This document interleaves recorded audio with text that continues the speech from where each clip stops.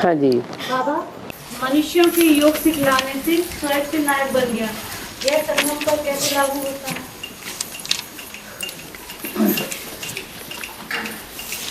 बैठ करके दृष्टि देते हैं मनुष्य कि हमारी दृष्टि से सृष्टि सुधर जाएगी। तो दृष्टि ये भी तो दृष्टि देना और लेना इंद्रिय का काम है ना, है? तो मनुष्यों की दृष्टि से सृष्टि सुधरती है या शिव बाबा की दृष्टि से सृष्टि सुधरती है? हैं? शिव बाबा की दृष्टि से सृष्टि सुधरती है। जब मनुष्य दृष्टि से सृष्टि सुधारने का काम करते हैं तो दुनिया क्या बन जाती है? नर। नर माने मनुष्य। मनुष्य जो भी करते हैं उससे नरक बनता है। दृष्टि श्रेष्ठ भी है और दृष्टि बहुत धोखेबाज भी है। देवताओं की दृष्टि श्रेष्ठ होती है, परंतु यहाँ कोई देवता तो है ही नहीं, इसलिए मनुष्यों की दृष्टि से सृष्टि नरक बनती है और भगवान की दृष्टि से सृष्टि स्वर्ग बनती है। इसलिए भक्ति मार्ग में क्या गाया हुआ है? कृपा दृष्टि गाई हुई है। जरा दृष्टि कृपा की लगाए देना।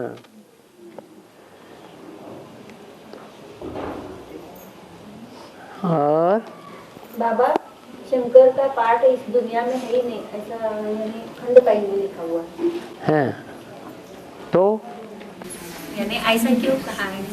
इसलिए कहा है कि जब हम मनन चिंतन मंथन की दृष्टि स्टेज में होते हैं तो मनन चिंतन मंथन ज्ञान का करना है या मनुष्य के दिए हुए अज्ञान का करना है?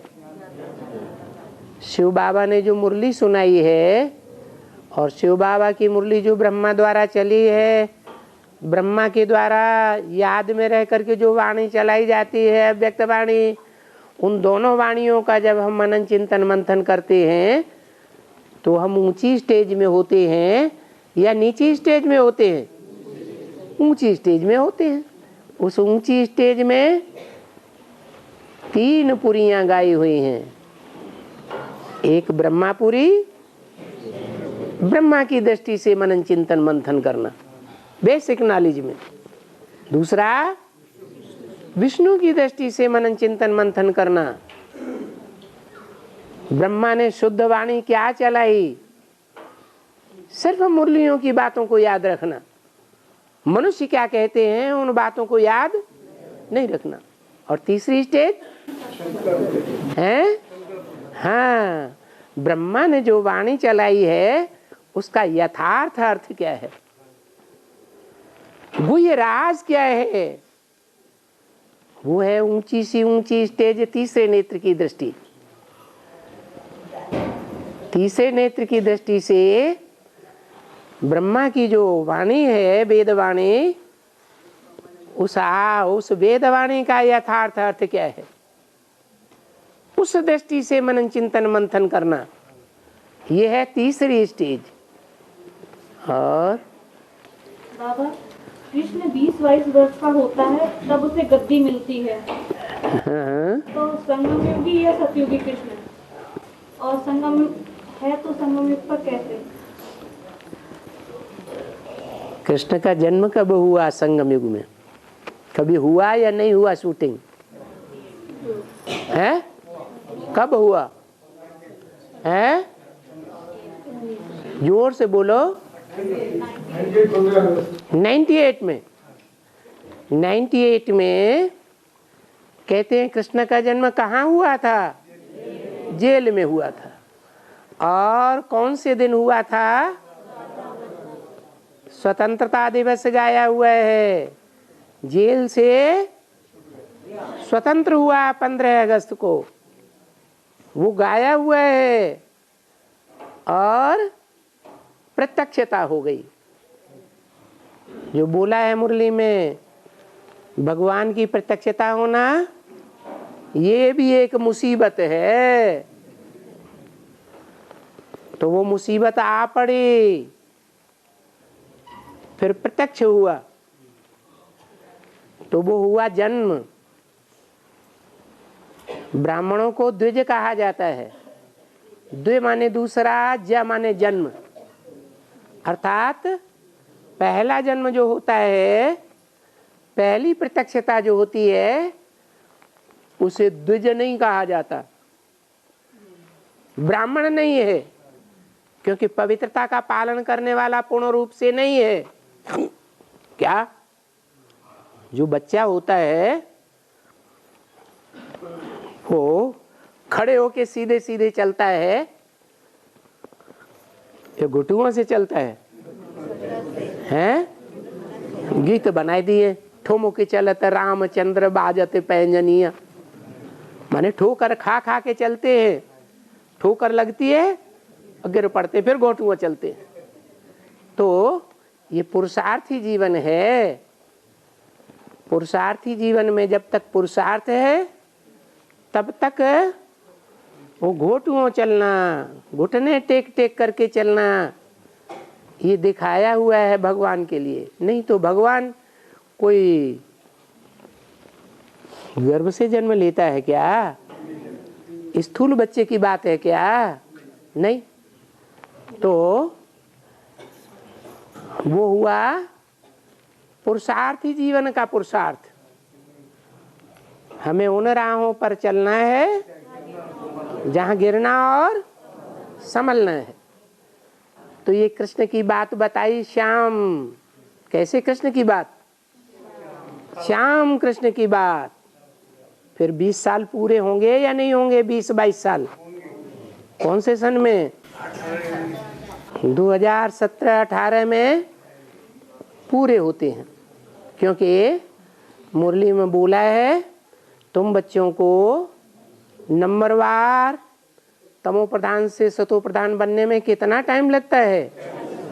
40 वर्ष का टाइम लगता है। तो 40 वर्ष का टाइम पूरा होता है, अव्वल नंबर का गायन होता है शास्त्रों में। तो जो अव्वल नंबर है उसका टाइम पूरा होता है। अव्वल नंबर कौन है दुनिया में? नारायण। तो नारायण के लिए मुरली में बोला है लक्ष्मी नारायण का जन्म कब हुआ? आज से 10 वर्ष कम 5000 वर्ष हुआ। तो कौन सा सन आता है? 76। 76 में तमो प्रधान था, या तमो प्रधान से सतो प्रधानता की ओर बढ़ने लगा। तो शुरुआत हुई 40 वर्ष की पीरियड की। वो 40 वर्ष सन 76 में जोड़ दिए तो 76 में नहीं जोड़े जाएंगे। 77 है संपूर्णता वर्ष, और 78 से गिनेंगे। तो जो सन 78 आता है वहां से 40 वर्ष जोड़े तो 2017-18 का टाइम आता है। ये 40 वर्ष पूरे हो जाते हैं। अभी समझा? और हाँ, भक्ति मार्ग में हाँ, विठल है, विठल के माथे पर पिंड रखा हुआ है। पिंड शिवलिंग। हाँ, विठल के माथे पर शिवलिंग है। हाँ। इसका बेहद में अर्थ क्या है? बैठना का क्या अर्थ होता है? तो विठल शब्द नाम पड़ गया। वो अविनाशी बैठ गया या विनाशी बैठ गया? अविनाशी पार्ट है या विनाशी पार्ट है? अविनाशी पार्ट है। इस सृष्टि पर सदा कायम कोई चीज है नहीं। सदा कायम एक ही शिव बाबा है, जो संगम के स्वर्णिम काल से लेकर के कलयुग के अंत तक अंतिम घड़ी तक वो ही पार्ट बजाता है जिसे कहते हैं शिव बाबा। और बाबा बंद आँख से साक्षात्कार, खुली आँख से साक्षात्कार, हाँ। और बुद्धि से साक्षात्कार, हाँ। तीनों एक है या इसमें कोई नहीं, वो भक्ति मार्ग का साक्षात्कार है जो स्थूल आंखों से देखते हैं या बंद आंखों से देखते हैं। जो ज्ञान मार्ग का साक्षात्कार है, ज्ञान बुद्धि की चीज है या आंखों की चीज है? भगवान इन आंखों से देखा जाता है क्या? स्थूल आंखों से देखा जाता है? नहीं, भगवान को बुद्धि की आंख से देख सकते हैं। तो ये ज्ञान की आंख है, तीसरा नेत्र, जिससे देखा जाता है। और 16,000 गोपियों में बहन है बाबा। हाँ जी, ये भी सुना है, लेकिन 8,000 विजयमाला और 8,000 रुद्रमाला, वो विजयमाला कैसे? 16,000 में जो गुप्त पार्ट बजाने वाले हैं वो आधे आधे है ना, लेफ्टिस्ट और राइटियस। जो बाबा ने बोला है जब विनाश होगा तो आधे पुण्यात्मा और आधे पापात्मा बचेंगे। तो मालाएं कितनी गाई हुई हैं? 2 मालाएं गाई हुई हैं। कौन कौन सी 2 मालाएं? विजय माला और रुद्रमाला। किस बात पर विजय है? विकारों पर पूरी विजय। विजय तो पाई, लेकिन युद्ध होता है, विजय पाई जाती है, तो युद्ध लड़ना पड़ता है या नहीं लड़ना पड़ता है? और विजय माला युद्ध लड़ती है या रुद्रमाला युद्ध लड़ती है? विजय किसके हाथ लगती है? हैं? विजय माला के हाथ लगती है। रुद्रमाला जो युद्ध करते हैं उनकी विजय होगी या जिन्होंने युद्ध ही नहीं किया उनकी विजय? तो यही राज है। आधे हैं जो युद्ध का अनुभव करते हैं। द्वापर युग में भी खून खराबा होता है कि नहीं? राजाओं का होता है या रानियों का होता है? राजाओं का होता है। तो असली विजय राजाओं की है। विजय का सुख उनके पल्ले पड़ता है। लेकिन स्थूल में देखा जाए तो विजय का सुख ज्यादा सुख कौन लेते हैं? शारीरिक सुख लेते हैं या मन बुद्धि का सुख लेते हैं? शारीरिक सुख लेते हैं। मन बुद्धि का जो सुख है, जो जन्म जन्मांतर की बात है, जन्म जन्मांतर के लिए कीर्ति फैल जाती है, वो रुद्रमाला को मिलती है या विजयमाला को मिलती है? रुद्रमाला के भांतियों को मिलती है। लेकिन किनको मिलती है? जो अपने विकारों के ऊपर, अपने इंद्रियों के ऊपर विजय पाते।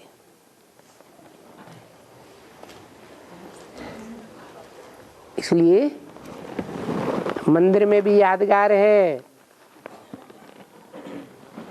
सबसे जास्ती मंदिर किसके होते हैं? शिव के मंदिर हैं दुनिया में। यादगार बनी हुई है। शिवलिंग ऊपर है या जलाधारी ऊपर? ऊंचा कौन है? शिवलिंग। उसे ऊपर दिखाया गया है, ऊंची स्टेज में। तो जो ऊंची स्टेज में है वो आधार है या आधेय है? ये अंतर है।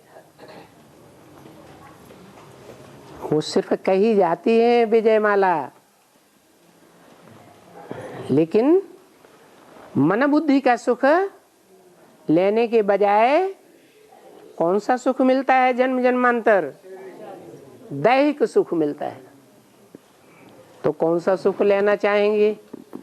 देह का सुख लेना चाहेंगे या मन बुद्धि का सुख लेना चाहेंगे? मन बुद्धि रूपी आत्मा अविनाशी है और देह विनाशी है। तो देखो, विनाश होता है तो आधे आधे बचते हैं, आधे पुण्यात्मा आधे पापात्मा।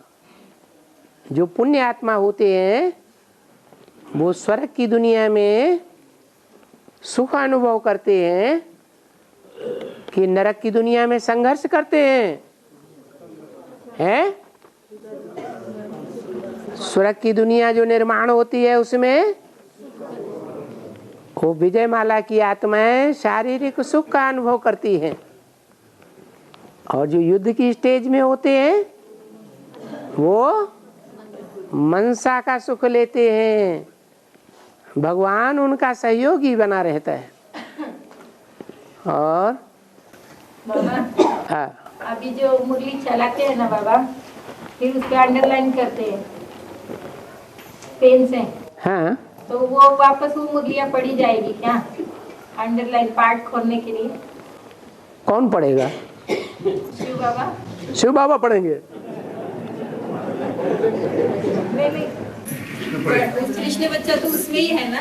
हैं? कृष्ण बच्चा उसमें ही है ना? कृष्ण बच्चा कौन है और कृष्ण बच्चे का बाप कौन है? हाँ, कृष्ण का बाप प्रजापिता है ना? हाँ, तो वो तो पढ़ाई पढ़ रहा है। पढ़ रहा है। और कब तक पढ़ेगा? 18 तक पढ़ेगा। 18 तक पढ़ेगा कि अपना झंडा नीचा करेगा? नीचे करेगा। तो झंडा नीचा करना वो पढ़ाई शुरू करना हुआ या पढ़ाई खत्म हो गई? पढ़ाई खत्म हो गई। हाँ, अभी तो झुक नहीं रहा है, फिर क्या होगा? हैं? फिर शंकर बैल पर सवार हो जाएगा तो झुक जाएगा ना। तो झुकने के बाद चेला जो है वो गुरु से पढ़ाई पढ़ता है या झुकने से पहले ही पढ़ाई पढ़ता है? झुकने के बाद पढ़ाई पढ़ता है। तो 18 से पढ़ाई असली शुरू होगी सतयुग के कृष्ण की। लेकिन वास्तव में सतयुग का कृष्ण है या संगम युग का कृष्ण है? शास्त्रों में संगम युगी कृष्ण है। क्यों? क्योंकि शरीरधारी का गायन होता है या आत्मा का गायन होता है? शरीरधारी का गायन होता है।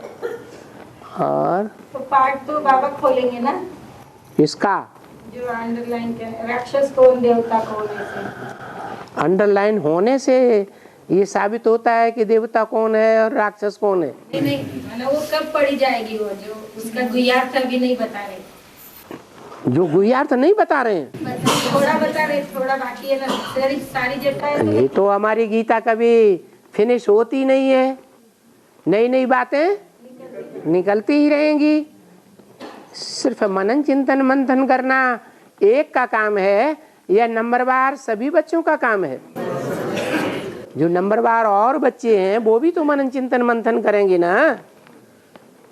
तो उनका काम है मनन चिंतन मंथन करना, नई नई बातें निकालना।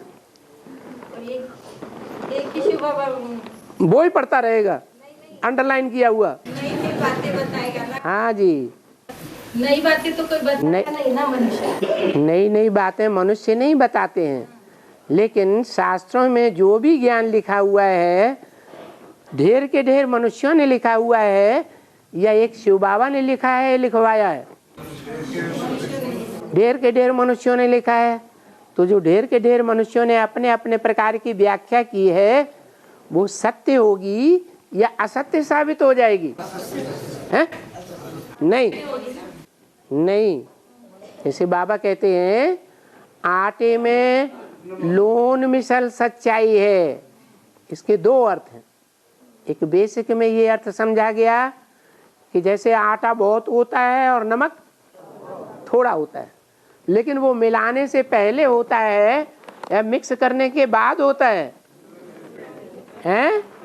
मिक्स करने से पहले होता है छोटा, और फिर मिक्स होने के बाद आटे के कण कण में नमक घुल जाता है। ऐसे ही शास्त्रों में जो मनन चिंतन मंथन अपने अपने प्रकार से किया है, अपने अपने प्रकार की बुद्धि से किया है ना, कुछ तो सच्चाई होगी कि नहीं होगी? हाँ, उस मनन चिंतन मंथन में जो सच्चाई है, उस सच्चाई के अनुसार वो सच्चाई शास्त्रों के कण कण में घुली हुई है, घुली हुई है या नहीं घुली हुई है? घुली हुई है, वो सारा प्रत्यक्ष होगा। और वापस पढ़ा, मनन चिंतन मंथन कौन बच्चे करेंगे? तो चलता ही रहेगा। बच्चे मनन चिंतन मंथन करेंगे और वेरीफाई भी कराएंगे बाबा से। हाँ जी, या बाबा सबका पार्ट बताएगा? वो तो अपना अपना प्रत्यक्ष होगा। अपना प्रत्यक्ष होगा, लेकिन वेरीफाई कौन करेगा? बाबा। बाबा से वेरीफाई तो कराएंगे ना। और बाबा, ब्रह्मदेव वेदों की निंदा करता है।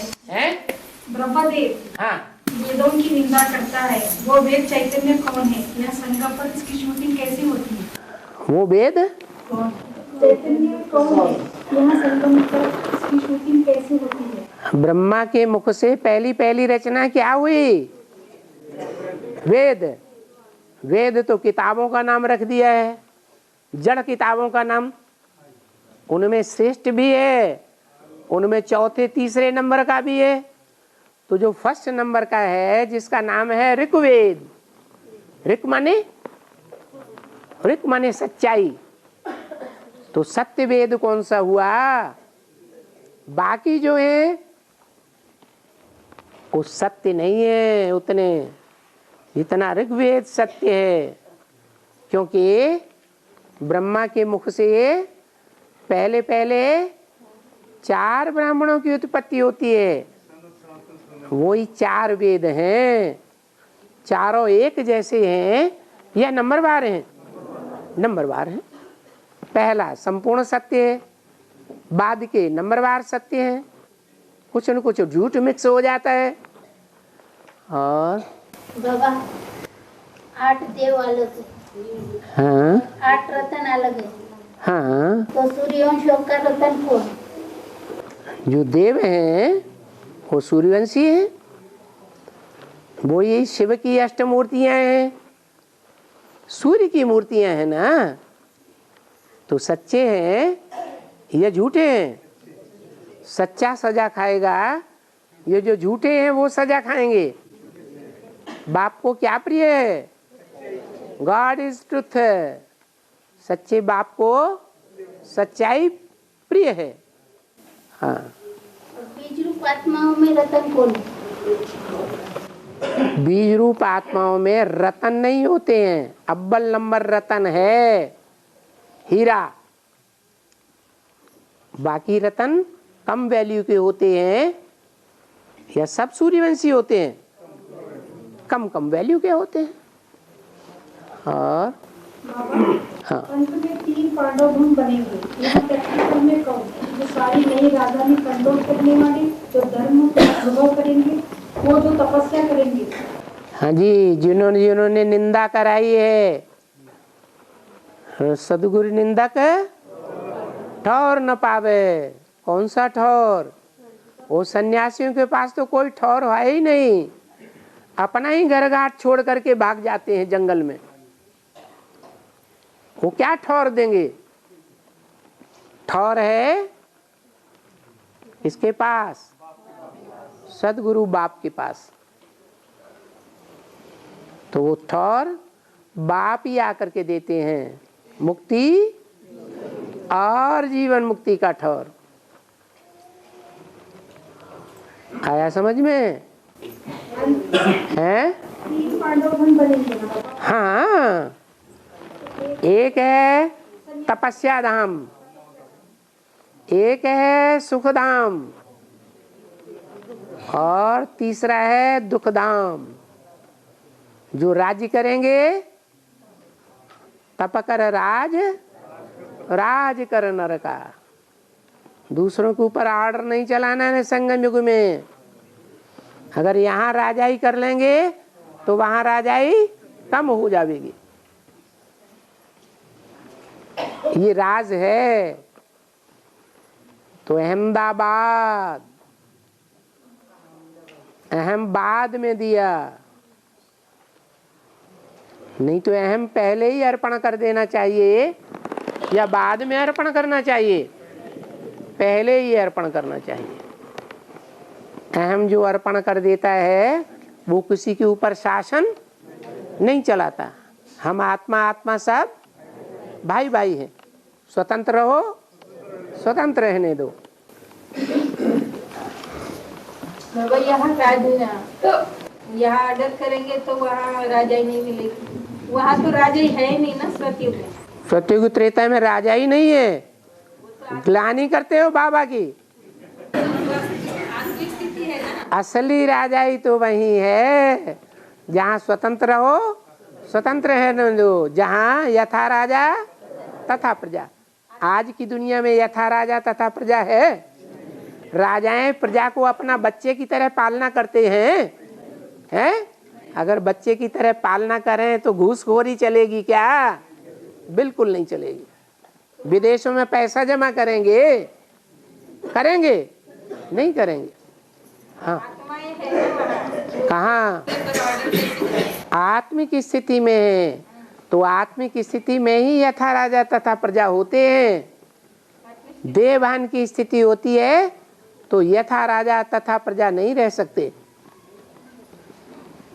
अपने को ऊंच समझेंगे, दूसरों को नीचे समझेंगे।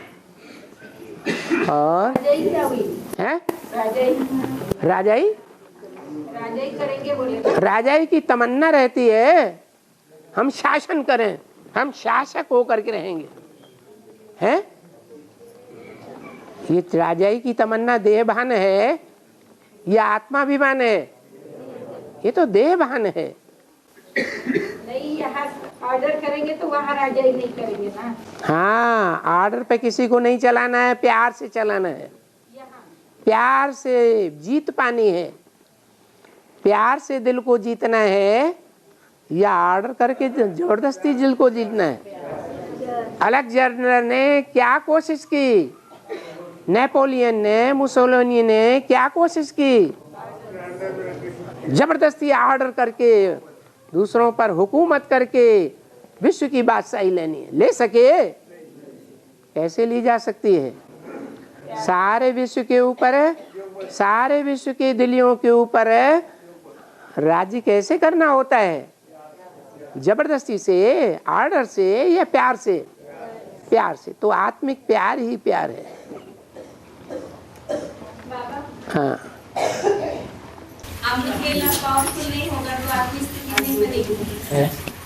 अकेला अच्छा नहीं होगा तो आपकी स्थिति भी नहीं बनेगी ना। आत्मिक स्थिति पहले, बाद में दूसरा पुरुषार्थ। ऐसे नहीं जैसे आपने पूछा उल्टा करके। हाँ जी, सुबह सवेरे ही उठ करके पहली तांत लगनी चाहिए। हूँ एम मैं आत्मा हूँ। ये सुषुप्त स्टेज है। सुषुप्त स्टेज से नीची स्टेज है स्वप्न की स्टेज, जिसे कहते हैं साक्षात्कार की स्टेज। और तीसरी स्टेज है साकारी दुनिया की स्टेज। वो बेहद की बात है। अभी हम साकारी दुनिया में हैं, फिर हम हैं आकारी दुनिया में होते हैं, आत्मिक स्थिति की दुनिया में, फिर उससे ऊपर निराकारी दुनिया में। और पहले तो हम सब अकेले ही अपने घर हैं, सब लोग तो अकेले हैं ना घर में अकेले हैं। अकेले माताएं नहीं, सभी माताएं अकेली थोड़े ही हैं। युगल भी तो हैं, बाल बच्चे भी तो ज्ञान में चल रहे हैं, अकेले कैसे? लेकिन फिर आज जो अकेले है उनका तो अमृत वेला होता नहीं, क्योंकि जो अकेले हैं उनका ही तो सबसे जास्ती अमृत वेला अच्छा होता है। उन्हें नींद भी नहीं आती है, इतनी लगन लगी रहती है, क्योंकि दुख ज्यादा पड़ता है तो ज्यादा याद आती है या सुख में याद आती है? दुख में सिमरन सब करे, सुख में करे न कोई। और पहले भट्टी कंपिल में होती थी ना, अब उसके बाद बीच में फरुखाबाद में हो रही थी और अभी फिर से कंपिल में हो रही है। हाँ, तो कंपिल तो ओरिजिनल प्लेस है, तो कोई आत्मा फरुखाबाद ओरिजिनल प्लेस मुरली में बोला है या कंपिल का नाम बोला है? क्या बोला है? तो मुरली की बात पक्की मानेंगे या अपनी बात पक्की मांगेंगे? मुरली में फरुखाबाद बोला है, कंपिल तो बोला ही नहीं है। हाँ, इतना जरूर बोला है फरुखाबाद तरफ, तो उसमें कंपिल भी आ जाता है। तो बाबा कोई की भट्टी, कोई आत्माओं की भट्टी फरुखाबाद में हुई और कोई की कंपिल में हुई, कोई अंतर नहीं। मधुबन है बाप का घर, क्या बाप का घर जो सदा काल के लिए दिया जाता है, वो क्या हुआ है? बाप का घर। वो बाई चांस उस टाइम ऐसा था कि वो जो मधुबन स्थान है फरुखाबाद का, वो सदा काल के लिए अर्पण किया गया था। क्या बाद में ये नियम बन गया जब से इनकम टैक्स वालों ने इंटरफियर किया। इनकम टैक्स का ये नियम है वहाँ कि 12 साल से ज़्यादा समय की प्रॉपर्टी के ऊपर किसी का कब्जा है तो वो उसी की संपत्ति मानी जाएगी। तो 12 साल से ऊपर का अगर कोई मकान लिया जाता है तो वो यज्ञ का माना जाएगा। तो हाउस टैक्स कौन भरेगा? फिर मालिक कौन हुआ? और जो मालिक होता है उसको फिर जो कीमतें चढ़ रही हैं दुनिया में, उसका इनकम टैक्स भी भरना पड़ता है। जो प्रॉपर्टी पहले 1 लाख की थी और अब बढ़ करके 1 करोड़ की हो गई, तो जो 1 करोड़ बढ़ गया, 90 लाख बढ़ गया ना, उसका इनकम टैक्स भरना पड़ेगा। तो यज्ञ के ऊपर वजन आएगा या नहीं आएगा? आएगा। इसलिए क्या करना चाहिए? 12 साल से कम का लेना चाहिए या 12 साल से ज्यादा का लेना चाहिए? कम का लेना शुरू कर दिया। और बाबा सतयुग में 9 पीढ़ियाँ होती है, 9 गद्दियाँ होती है ना। हाँ, तो हर एक सतयुग में 8 ही गद्दियाँ होती हैं। 9 कहेंगे तो संगम युग में गद्दी है ही नहीं। संगम युग में है शिव बाबा के दिल की गद्दी, दिल तख्त नशीन। स्थूल में कोई गद्दी नहीं है। शिव बाबा के दिल पर जो चढ़ते हैं, जो चूल पर सो दिल पर। ये चूल्हा भी हद और बेहद का 2 तरह का है। हाँ, और जो राजे आते हैं ना, हाँ, हर धर्म के होते हैं, हर धर्म के राजे होते हैं। हाँ, तो उनके फॉलोअर वही हुए, उनकी राज्य में आते हैं। बिल्कुल। अरे राजा को फॉलो करने वाला राजा की मेंटेलिटी का होगा या कोई दूसरी मेंटेलिटी पसंद करेगा? हाँ, हैं? हर धर्म का राज्य होगा। हाँ, तो पूछना क्या है? सतयुग में सिर्फ सूर्यवंशी चंद्रवंशी होते हैं। सतयुग में सिर्फ सूर्यवंशी और त्रेता में चंद्रवंशी हो जाते हैं। और हाँ, मार्ग में कहते हैं अनहदनाथ। हाथ उठाओ, हाथ उठाओ। हाँ, अनहदनाथ हाँ, रहता है। हाँ, गहरी ध्यान में और आत्मिक स्थिति में जाने के बाद वो नाद सुन सकते हैं। इसमें सच्चाई क्या है? साकार दुनिया में नाद होता है या निराकारी दुनिया में नाद होता है? नाद माने आवाज। हमारे कानों में सू सू की आवाज आती है कभी? तो वो इसी दुनिया का है या परमधाम की बात है? परमधाम में हद का नाद नहीं होता, अनहद, उसकी हद नहीं है, इस दुनिया की हद है। और हाँ, जब परमधाम से असली हीरा इस सृष्टि पर आता है तो नकली हीरे भगवान बन के आने तैयार होती है। हाँ जी। उनमें ये ताकत नहीं कि आप सभी अगर कोई सत्संग में जावे तो कोई सत्संग में जावे, इधर भी भाषण में कुछ सत्संग करे, ये नहीं बोल सकते कि हम आप सभी ना मुझे एक को याद करो, तो वो सच्चे कैसे निकले, सच्चे कैसे हो गए? आप जैसे बाबा सत्संग चलता है तो उसमें तो बाबा होते सभी को त्याग कर मुझे आखिर को याद करो, ऐसे उसमें हिम्मत किधर है? और सत्संग क्या पूछ रहे हैं ये? सत्संग में जाते हैं ना, हैं? सत्संग में जाते हैं, सत्संग में जाते हैं भक्ति मार्ग में, तो उसकी ताकत नहीं बोले कि मुझे याद करो बोलने की, हैं? वो महाराज की ताकत नहीं मुझे याद करो। अपना फोटो किस लिए देते हैं? अरे अब अगर वो कहते नहीं है, मुख से नहीं कहते हैं, लेकिन मुख से भी कहते हैं ना शिवो हम, कहते हैं या नहीं? जब शिव हैं हम, मैं शिव हूँ, ब्रह्मास्मि, मैं ब्रह्मा हूँ जिसमें शिव प्रवेश करता है, तो फिर भगवान हुए ना। दुनिया भगवान को याद करेगी, दूसरे को याद करेगी। दुनिया जानती है भगवान से ऊंचा कोई है नहीं, तो भगवान को ही याद करेंगे। कहते नहीं है लेकिन करते हैं या कहते हैं? तो दुनिया करनी को देखेगी या कहनी को देखेगी, कथनी को देखेगी? दुनिया तो कथनी के ऊपर नहीं जाती है, दुनिया करनी को देखती है। और है एकाग्रता की शक्ति से दृढ़ता की शक्ति निर्माण होती है। हाँ जी। दृढ़ता की शक्ति इस विश्व के हर कर्म को सफल करती है। हाँ जी। ये कैसे होता है? ये ऐसे होता है कि जितना गुड़ डालेंगे उतना मीठा होगा। एकाग्रता की शक्ति माने दृढ़ता की शक्ति। जैसे एक के ऊपर है, अंदर की दृष्टि अग्र हो जाए, जो दृष्टि है तीसरे नेत्र की दृष्टि एक ज्योति बिंदु पर एकाग्र हो जाए,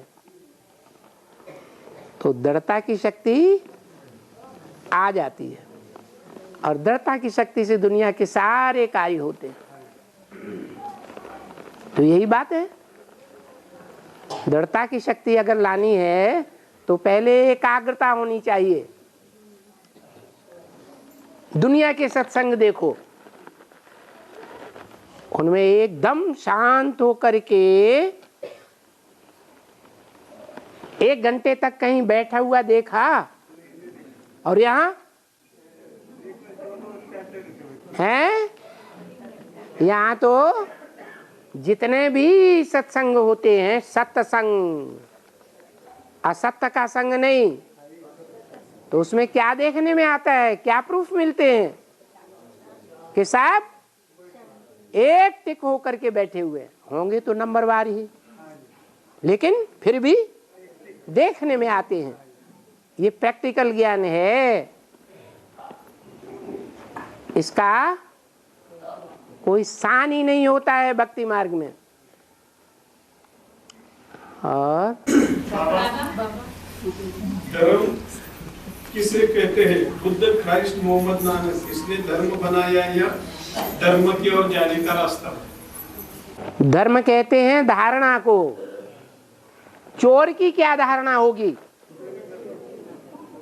डकैत की क्या धारणा होगी? सुल्ताना डाकू था, डकैती डालता था, डकैतों में अच्छा डकैत समझा जाता था, अपनी सारी लूटी हुई संपत्ति गरीबों में बांट देता था। तो ये धारणा है या नहीं है? ये भी धारणा है। लेकिन मनुष्यों की जो धारणाएं हैं, इब्राहिम, बुद्ध, क्राइस्ट मनुष्य हैं, वो देवताएं हैं या भगवान हैं? तो मनुष्यों की धारणा में, देव आत्माओं की धारणा में और भगवान की धारणा में अंतर होगा या नहीं होगा? तो यही अंतर है। सर्वधर्मान परित्यज्य, सब धर्मों को त्याग दो। अब गड़बड़ ये हो गया कि द्वापर युग में भगवान कृष्ण को ठोक दिया। अरे द्वापर युग में सब धर्म होते हैं या कलयुग के अंत में सब धर्म होते हैं मौजूद? कलयुग के अंत में सब धर्म, इस्लाम धर्म, बौद्ध धर्म, क्रिश्चियन धर्म, मुस्लिम धर्म, सिख धर्म वगैरह सब होते हैं। तो सभी धर्मों में एक जैसी धारणा होगी या नंबरवार धारणाएं होंगी? नंबरवार धारणाएं होती। ये नंबरवार धारणाएं सच्ची होंगी 100% या नंबरवार सच्ची होंगी? दूध के भरे हुए घड़े में एक बूंद भी विष का डाल दिया जाए, विष माने कौन सा जानवर होता है जिसमें विष होता है? सबसे जास्ती कामी।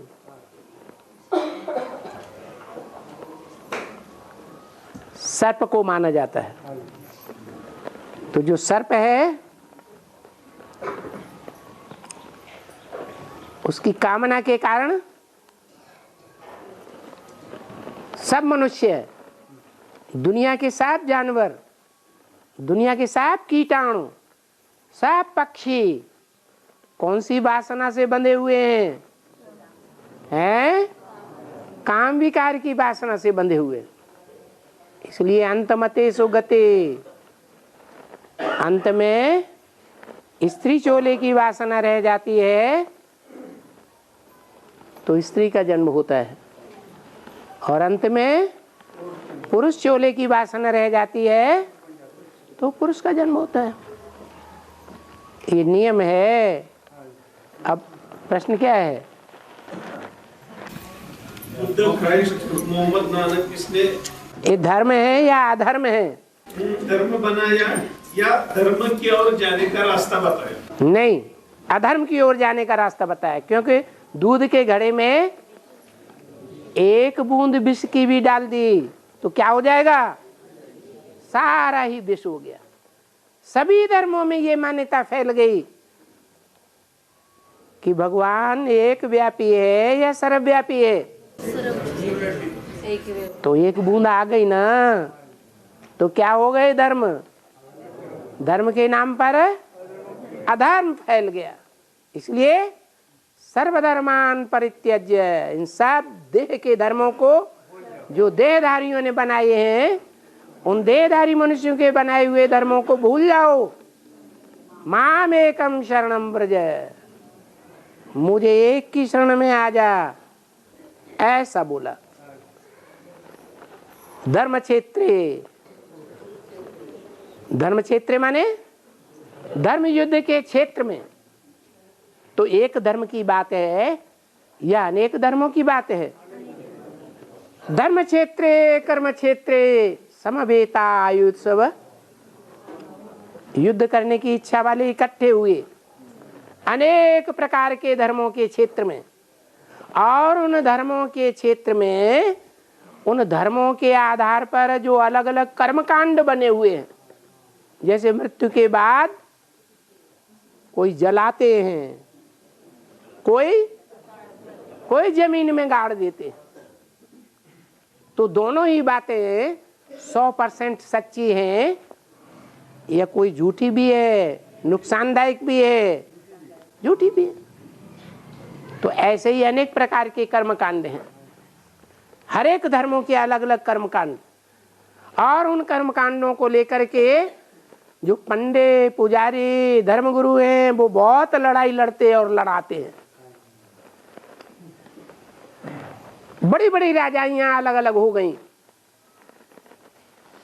तो बाप कहते हैं इन धर्म के क्षेत्रों में बुद्धि से ये जानना है कि सच्चा धर्म कौन सा है, सच्ची धारणा किसके द्वारा स्थापन हुई। सबसे पुराना जो धर्म है वो सबसे श्रेष्ठ, बाद में जो धर्म आए वो जितने बाद में आए उतने ही झूठे हैं। और बोला है ज्यादा धीरे से न बोलो। हाँ बोला है बाबा जानते हैं सम्मुख रहने वाले से भी दूर रहने वाले बहुत याद में रहते। हाँ? और अच्छा पद पा लेते हैं। हाँ वो कैसे? वो मन बुद्धि से नजदीक रहते हैं कि मन बुद्धि से दूर रहते हैं?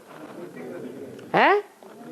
जो मन बुद्धि से नजदीक रहते हैं वो ऊंच पद पा सकते हैं, चाहे वो नजदीक वाले हों और चाहे वो दूर वाले हों। नजदीक हैं स्थूल शरीर से, हर समय कंधे पर चढ़े हुए हैं, लेकिन हर समय डिससर्विस कर रहे हैं, तो वो दूर के धर्म के हैं या नजदीक धर्म में जाएंगे? दूर के हैं। और बाबा संगठन के लिए आते हैं तो विरोध होता है, तो समय युद्ध करके आती है तो शूटिंग खराब होती है? नहीं, सच्चाई के लिए आते हैं तो सच्चाई के लिए धर्म युद्ध करना पड़ता है। करना चाहिए या नहीं करना चाहिए? तो खराब बात है, अच्छी बात है? युद्ध करना, सच्चाई के लिए युद्ध करना अच्छी बात है। बाबा माउंट आबू में ब्रह्मा बाबा को हार्ट फेल कर दिया बच्चे ने। हैं? ब्रह्मा बाबा को माउंट आबू में हार्ट फेल कर दिया बच्चे ने। हाँ। फिर वो ब्रह्मा बाबा धर्मराज बन के सजा देंगे नहीं उनको? क्यों नहीं, हिसाब किताब देंगे ना? बिल्कुल। ऐसे ही छोड़ देंगे क्या? दुनिया की इतनी श्रेष्ठ आत्माएं कौन होती हैं? माताएं। और माताओं की अव्वल नंबर माता कौन? ब्रह्मा। जगदम्बा भी नहीं, उसका नाम तो है जगत की अम्बा, लेकिन काम नहीं है माता का, क्योंकि जितना सहन शक्ति दादा लेखराज ब्रह्मा ने धारण की इतने दुनिया में कोई ने नहीं धारण की। तो ब्रह्मा का पार्ट ऐसा है, कैसा? सहनशीलता का। ये सहनशीलता सब गुणों का राजा है। और बाबा मन की एकाग्रता की शक्ति बढ़ानी है तो कैसे बढ़ाना? अरे अभी तो बताया, जितना गुड़ डालेंगे उतना मीठा होगा। ये तन, ये मन, ये धन, इनसे सुख मिलता है ना। तो जिन चीजों से सुख मिलता है वो चीजें जितनी यज्ञ सेवा में स्वाहा करेंगे उतना मन एकाग्र होगा। गीत बनाए हुए हैं, गाते रहते हैं। क्या गाते हैं? जहाँ हमारा तन होगा वहाँ हमारा मन होगा, जहाँ हमारा धन होगा वहाँ हमारा अरे गीत गाने से थोड़ा ही काम चलेगा, समझना भी तो है? कोई बड़ा साहूकार आदमी है, करोड़ों की मिल्कियत कमाई है जीवन में, और उस करोड़ों कीमत को उसने अपने बच्चों की सुरक्षा के लिए एक बड़ा कारखाना बड़े महादेश में, जो बहुत पावरफुल देश माना जाता है दुनिया का, अमेरिका में एक बड़ा कारखाना खोल दिया कि सुरक्षित रहेगा, हमारे बाल बच्चे बड़े आराम से जिएंगे खाएंगे। ऐसे करता है, सारी जिंदगी की कमाई वहां लगा दी, रहता है हिंदुस्तान भारत में। तो उसका मन कहाँ जाएगा? है भारत में लगा रहेगा या अमेरिका में जाएगा? अमेरिका में जाएगा। तो ये गति है, जितना गुड़ डालेंगे, गुड़ माने मिठास, सुख, ये सुख लेने की चीजें हैं। तन, मन, धन, समय, संपर्क और संबंध, इनकी जो भी ताकतें हैं कहाँ झोंक देना है? ईश्वरीय सेवा में जितना लगाएंगे उतना मन एकाग्र होगा। नहीं लगाएंगे तो नहीं होगा, या जितना लगाएंगे उतना एकाग्र होगा। शास्त्र नहीं पढ़ना है, शास्त्र पढ़ना है क्या? दुनिया वालों की शास्त्रों के ऊपर ज्यादा विश्वास और निश्चय है, या तुम्हारे ब्रह्मा बाबा के मुख से निकले हुए महावाक्यों में ज्यादा निश्चय है? हम जो पूछते हैं उसका जवाब दो पहले। मुझे मुरली अच्छी है। आपको क्या अच्छा लगता है ये नहीं पूछा।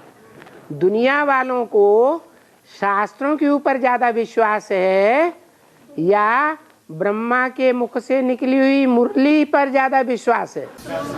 ज्यादा विश्वास होने तो शास्त्रों पर जब उनको ज्यादा विश्वास है और उन्हीं को समझाना है, तो समझाने के लिए क्या करना पड़े? वही बात बोल रही थी। शास्त्रों को थोड़ा अध्ययन होना चाहिए। शास्त्रों का जिनको अध्ययन होगा वो अच्छा समझा सकेंगे, क्योंकि वो टैली करेंगे बाबा के ज्ञान को और शास्त्रों के ज्ञान को टैली करके समझा सकेंगे। अब वो ब्राह्मणों की दुनिया में साइंस काम आवेगी, बाबा ने कहा ब्राह्मणों को काम आवेगी, तो ये टीवी किसके काम आ रहा है? हैं?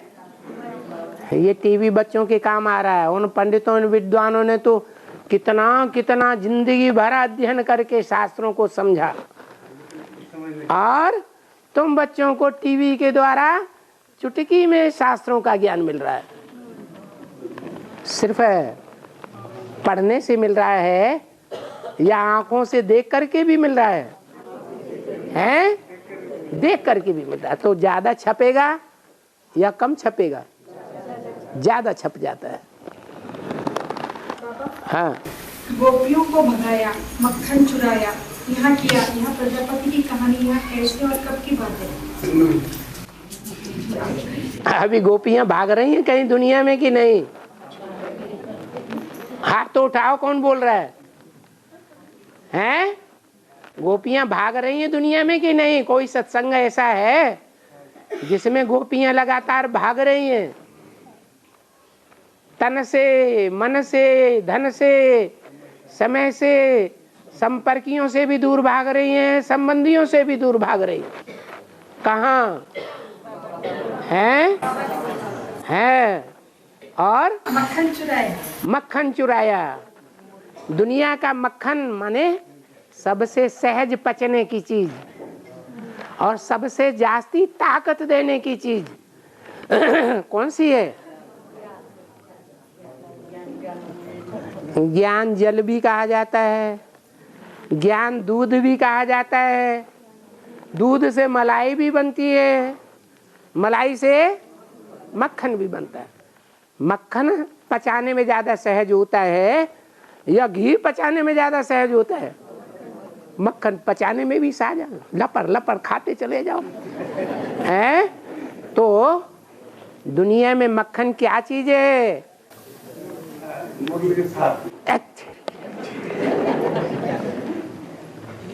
जो प्योरिटी है दुनिया में सबसे पावरफुल चीज है, प्योरिटी ही मक्खन है। ये मक्खन शास्त्रों में लिखा है, किसने सबसे जास्ती खाया तो भगवान बन गया। हैं? नाम क्या दिया? उसका नाम दिया भगवान। जैसे धनवान, क्या? धन वाला, ऐसे ही भगवान माने भगवाला। भाग्य नहीं है। हाँ, भाग्य बनता है जिस घर में ज्यादा कन्याएं आके जन्म लेती है, उस व्यक्ति को ज्यादा भाग्यशाली समझा जाता है या कम से भाग्यशाली समझा जाता है? ज्यादा भाग्यशाली। इतनी प्योरिटी की पावर उस परिवार में इकट्ठी हो गई कि अगला जन्म जरूर सुहाना बनना है। सबसे बड़ा दान कन्यादान माना जाता है, तो प्योरिटी का दान हुआ ना। और बाबा आत्मा का स्थान भ्रुकुटी में है। हाँ जी, बुद्धि रूप से आत्मा पर लक्ष्य केंद्रित करने पर आप खुले रहना चाहिए या बंद रहना चाहिए, इससे क्या फर्क पड़ेगा? हाँ फर्क पड़ेगा। आंख बंद है तो दुनिया की कोई चीज दिखाई नहीं पड़ रही है। आत्मा हमारे शरीर में आत्मा का निवास स्थान बोला है भ्रुकुटी में है, तो फिर आंख बंद रहने से या खुले रहने से खुद में क्या फर्क पड़ेगा? फर्क पड़ेगा। फर्क ये पड़ेगा कि आत्मा का कनेक्शन आंखों से सबसे जास्ती है। जितनी भी इंद्रियां हैं, इंद्रियां बड़ी पावरफुल हैं, लेकिन इन इंद्रियों में सबसे जास्ती प्रभावशाली इंद्रिय कौन सी है? आंखें। और वो आंखें आत्मा के सबसे नजदीक हैं। आंखों के द्वारा ही देख करके आदमी फैसला लेता है। आंखें जो हैं महामंत्री का काम कर रही हैं। जैसे शिव बाबा है, शिव बाबा मुरली में क्या कहते हैं? बच्चे मेरी 2 आंखें हैं, तुम बच्चे मेरी 2 आंखें हो, एक लेफ्ट और एक राइट। राइट में आंख कौन सी है?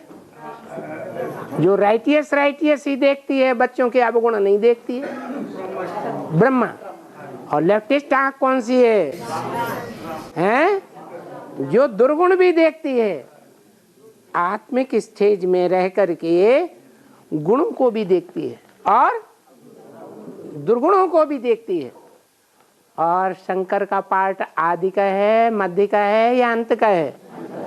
हैं? मध्य से लेकर के अंत तक किसका पार्ट है? जिसका पार्ट है, तो अंत तक सभी मनुष्य आत्माएं, सभी जीव जंतु जो हैं वो तामसी स्टेज में होंगे या सात्विक स्टेज में होंगे? तो सभी दुर्गुणी होंगे कि सद्गुणी होंगे?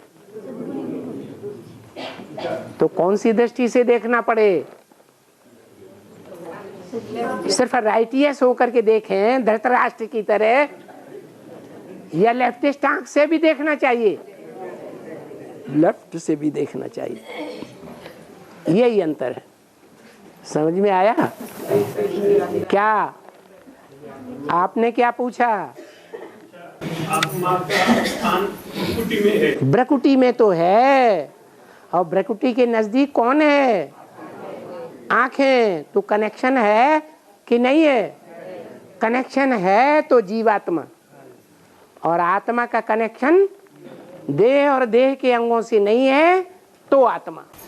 इसलिए मैंने पूछा, आँख से ज्यादा एनर्जी वेस्ट होती है ऐसा? नहीं, आंखों को बस में करना माना आंखें खुली होते हुए भी आंखों से विषय ग्रहण करते हुए भी विषय भोग ग्रहण न करना।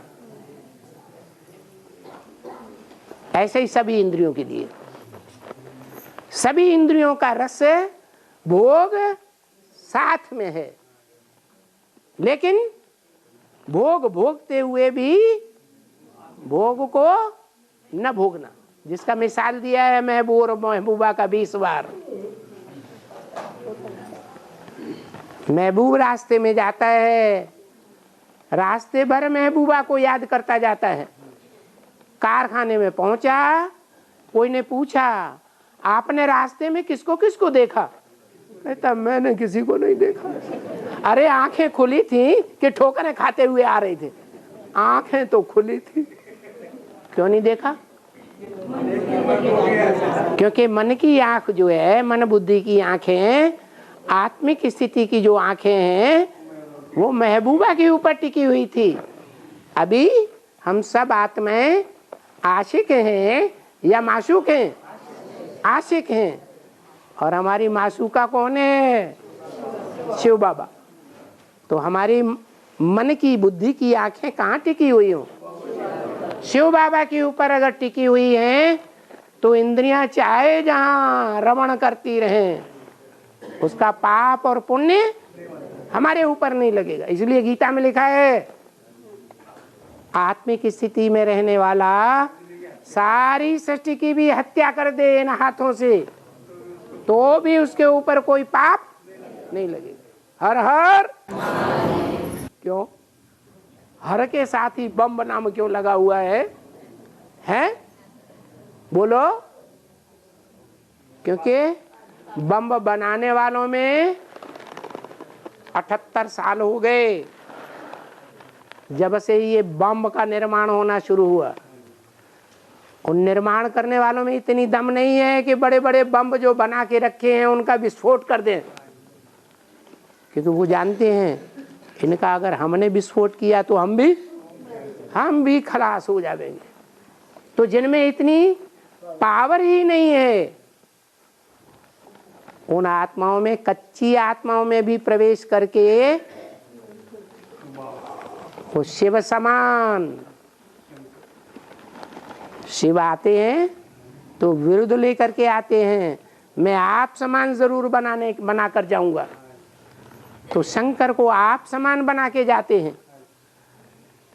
100% आत्मिक स्थिति वाला, वो जो आत्मिक स्थिति वाला बनता है उसमें ऐसी पावर आती है कि वो सिर्फ 12 में ही प्रवेश नहीं करता, 11 में रुद्रों में जो 12 शिवलिंग गाए हुए हैं ज्योतिर्लिंगम, लेकिन संसार की सभी आत्माओं में प्रवेश कर सकता है 1 सेकंड के लिए, उनकी बुद्धि को घुमा सकता है।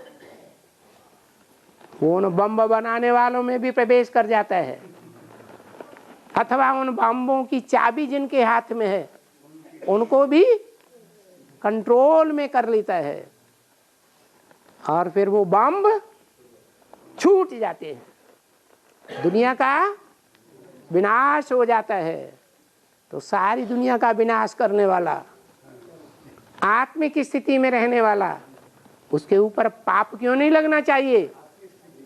क्योंकि आत्मिक स्थिति है इसलिए कोई पाप लग ही नहीं सकता। ओम शांति।